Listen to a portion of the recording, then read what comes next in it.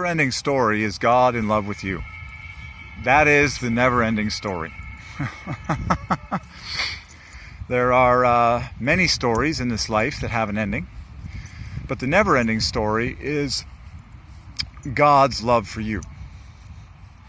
God's love for you. God's pursuit of you loving Him back. It's amazing.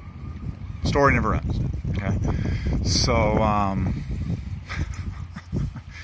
somebody thank God today. Thank equals love. Thank equals love.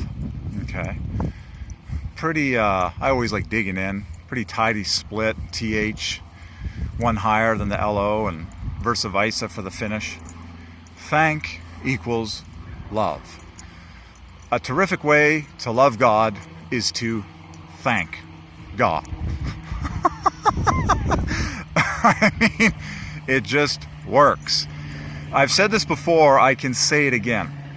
When a female thanks a male explicitly, verbally, for anything that he does for her, particularly if she says, "Thank you for dating me," at the end of the date, like officially, like she actually says it out of her mouth to his face with confidence and with honesty, she has just scored 1,000 points on the 100-point game scale.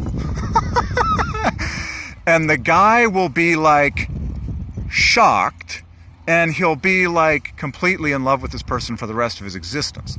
So, just a tip for all females in the universe: if you ever say thank you to a male and mean it, he'll love you for life. And I believe it's the same way with us and God. Okay? Thankfulness is huge. I mean, massive. So thankfulness is triple joy, actually, and has joy at the dead center. And quite frankly, it's all about God's joy, so thankfulness is for God's joy. Do the math yourself. Slow down and do the math on the word thankfulness. It'll make you more thankful for the word thankfulness. And when you're more thankful for the word thankfulness, God is pleased because He's like, man, this person appreciates everything, including the words that I gave to them. And guess what happens when God notices that?